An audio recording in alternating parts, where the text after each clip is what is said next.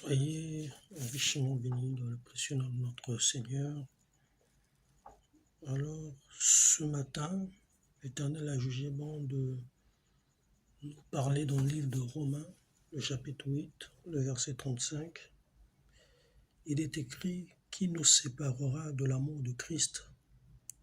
Sera-ce la tribulation ou l'angoisse ou la persécution ou la faim ou la nudité ou le péril ou l'épée ?» De la version Martin, il est écrit « Ainsi qu'il est écrit, nous sommes livrés à la mort pour l'amour de toi tous les jours, et nous sommes estimés comme des brebis de la boucherie. » Dans la version Darby, « Qui est-ce qui nous séparera de l'amour du Christ? Tribulation, détresse ou persécution, famine ou nudité ou péril ou épée ?» Jésus, ici, est le Dieu véritable. Il n'y a aucune raison, il n'y a aucune situation pour quelqu'un qui a été appelé au salut, qui a été acquis à Christ un grand prix, de s'éloigner du Seigneur, ni les difficultés, ni les peines. Notre amour pour le Seigneur, cet amour est un amour, frère, qui sera éprouvé. Vous voyez, l'Écriture nous dit, Dieu a tant aimé le monde qu'il a donné son Fils unique. Le fait que Dieu ait manifesté son amour pour l'humanité, mais il a fallu que son amour soit éprouvé par le sacrifice du Fils. Nous pouvons prendre l'exemple d'Abraham. Abraham, nous connaissons cette histoire avancée en âge, et Dieu permet par le canal de Abraham, aujourd'hui que toutes les nations de la terre soient bénies, en ayant le fils de la promesse, bien sûr, qui est Isaac. Mais vous savez que lorsque Abraham a eu Isaac, Dieu ne l'a pas demandé autre chose, si ce n'était que le fils de la promesse. Voilà pourquoi cela est allégorique, parce que le Père de même, son amour vis-à-vis de l'homme, a été rendu manifeste en la personne de Jésus. Voilà pourquoi le Père ne voulut ni offrande ni holocauste, mais il m'a formé un corps. Et Jésus est venu, il s'est donné comme sacrifice pour toi et pour moi. Donc le Père a donné ce qu'il avait de plus précieux, son Fils unique. Et de même aussi Abraham a mis à la disposition du Seigneur. Nous savons que quand il mentait, alors le Fils, voyant ici les fagots qu'il avait, les fagots de bois, voyant la montagne du sacrifice, le Fils lui pose la question, nous partons à la montagne, papa, mais où est le sacrifice?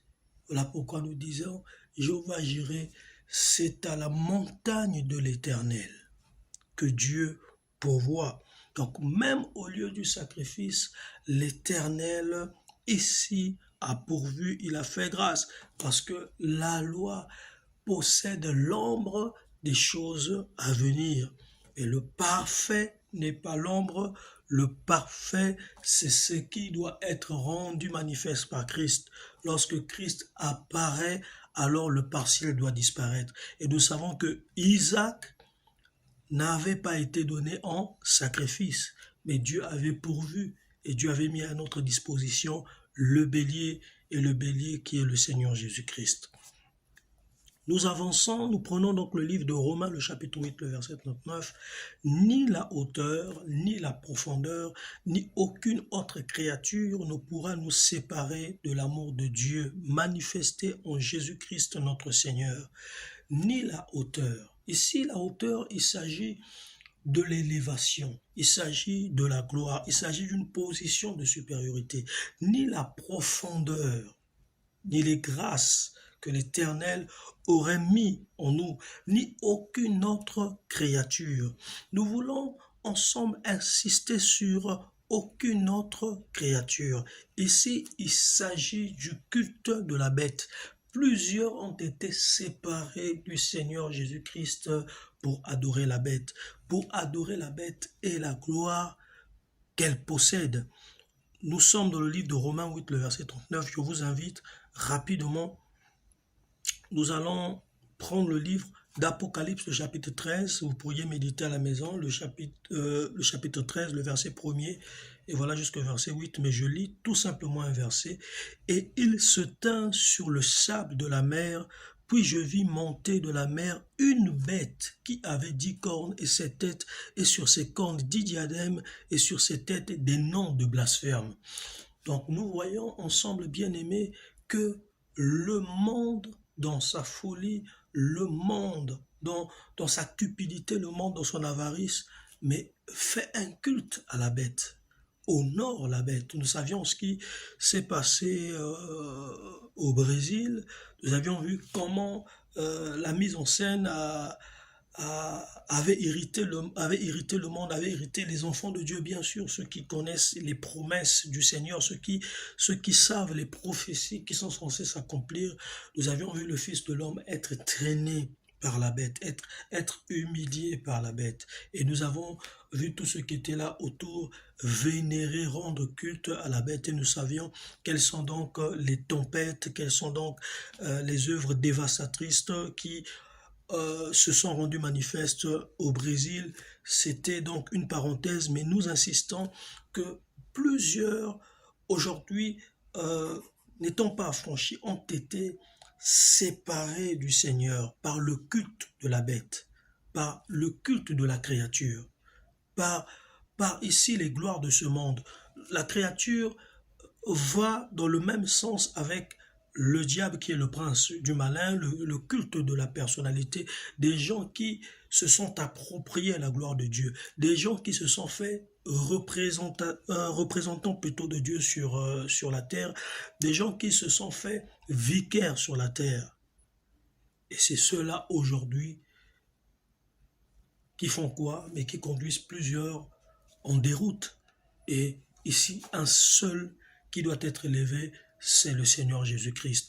Voilà pourquoi vous verrez qu'au milieu des 7 chandeliers d'or, il y a le visage semblable à celui d'un fils d'homme, le visage de Christ, l'agneau véritable. C'est lui qui est l'adoration véritable. C'est lui qui doit être célébré au milieu de l'assemblée.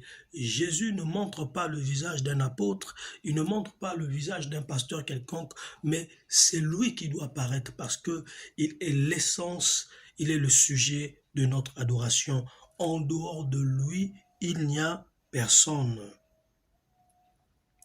Romains 11, le verset 33, ô profondeur de la richesse, de la sagesse et de la science de Dieu, que ses jugements sont insondables et ses voies incompréhensibles, car, dit l'Éternel, qui a connu la pensée du Seigneur ou qui a été son conseiller?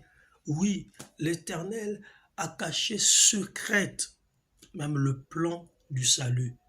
Sinon, si l'ennemi savait que l'œuvre de la croix était donc son humiliation, comme dit le Seigneur, il a vaincu les autorités, les dominations et les a livrés publiquement en spectacle. Les gens voyaient le Fils de l'homme être crucifié, mais la croix, c'était le spectacle de Dieu.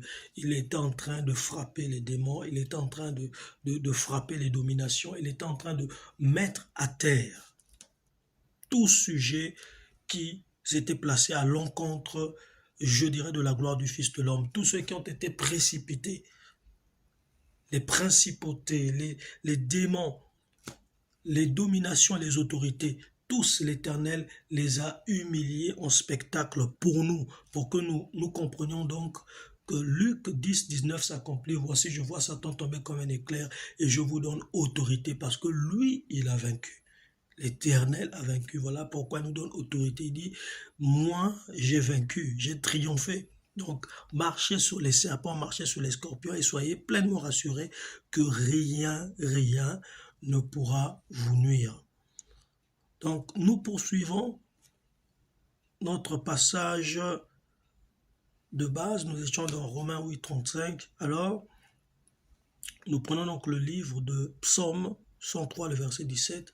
Mais la bonté de l'Éternel dure à jamais pour ceux qui le craignent et sa miséricorde pour les enfants de leurs enfants. Vous voyez, la bonté de l'Éternel dure à jamais, mais pour ceux qui le craignent, Dieu reste bon et Dieu demeure bon. Il dit, il use de patience afin que le méchant se répande. Mais cette bonté, pour qu'elle soit éternelle, pour qu'elle soit une bonté ayant dans le bon sens de Dieu, dans son amour pour l'homme. Comme nous l'avions dit, le Fils n'avait pas été envoyé pour juger le monde, mais pour sauver le monde. Ça, c'est la bonté de l'Éternel.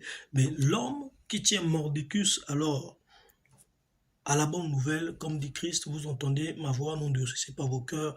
Dites-moi, quel sera donc le sort de Dieu? Vu que ces hommes ne se sont pas ici attachés à l'amour de la vérité, alors le sort qui est rendu manifeste, c'est le jugement et c'est ici la condamnation, mais pour l'éternité. Donc ensemble, nous voyons qu'est-ce que l'Éternel nous fait voir sur sa bonté. Qu'est-ce que l'Éternel nous fait voir ici dans sa miséricorde. Donc je vous invite à prendre le livre de Psaume, le chapitre 100, le verset 5, car l'Éternel est bon